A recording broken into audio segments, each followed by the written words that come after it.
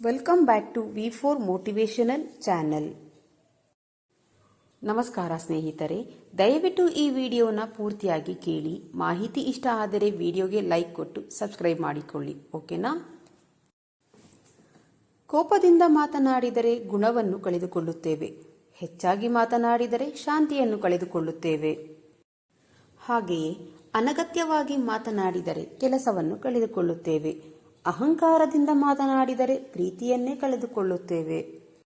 ಸುಳ್ಳು ಮಾತನಾಡಿದರೆ ಹೆಸರನ್ನು ಕಳೆದುಕೊಳ್ಳುತ್ತೇವೆ.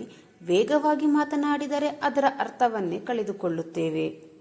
ಸ್ನೇಹಿತರೆ, ಪ್ರೀತಿಯಿಂದ ಮಾತನಾಡಿದರೆ ಎಲ್ಲವನ್ನೂ ಗಳಿಸುತ್ತೇವೆ. ಬದುಕಿನಲ್ಲಿ ಏನೇ ನಡೆದರೂ ಒಳ್ಳೆಯದೇ. ವರ್ತಮಾನದಲ್ಲಿ ಏನಾಗುತ್ತಿದೆಯೋ ಅದೆಲ್ಲವೂ ಒಳ್ಳೆಯದಕ್ಕೆ.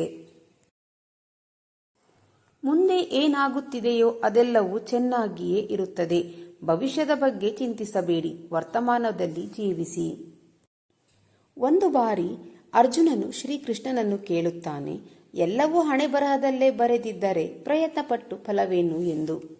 ಆಗ ಶ್ರೀಕೃಷ್ಣನು ಹೇಳುತ್ತಾನೆ, ಯಾರಿಗೆ ಗೊತ್ತು, ಪ್ರಯತ್ನಪಟ್ಟರೆ ಸಿಗುತ್ತದೆ ಎಂದು ಹಣೆಬರಹದಲ್ಲಿ ಬರೆದಿದ್ದರೆ ಪ್ರಯತ್ನಂ ಸರ್ವಸಿದ್ಧಿಂ ಸಾಧನಂ ಎಂದು ಹೇಳುತ್ತಾನೆ. ಒಂದನ್ನು ಅರ್ಥ ಮಾಡಿಕೊಳ್ಳಿ ಸ್ನೇಹಿತರೆ, ನೆಮ್ಮದಿ ಎಂಬುದು ಯಾವುದೇ ವಸ್ತು ಅಥವಾ ಹಣದಲ್ಲಿ ಇರುವುದಿಲ್ಲ, ನಮ್ಮ ಆಲೋಚನೆ ಮತ್ತು ಮನಸ್ಸಿನಲ್ಲಿ ಇರುತ್ತದೆ. ಕಷ್ಟಪಡದೆ ಸಿಕ್ಕ ಫಲ ಎಂದಿಗೂ ಸುಖವನ್ನು ಕೊಡುವುದಿಲ್ಲ.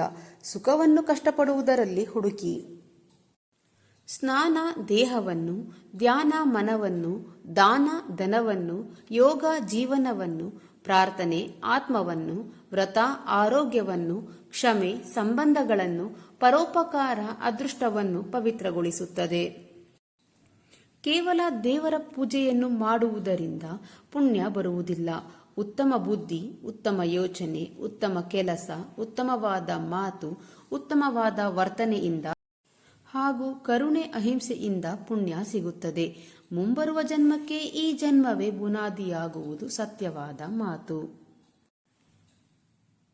ಈ ವಿಡಿಯೋನ ಕೊನೆಯವರೆಗೂ ನೋಡಿದ್ದಕ್ಕೆ ಧನ್ಯವಾದಗಳು ಸ್ನೇಹಿತರೆ.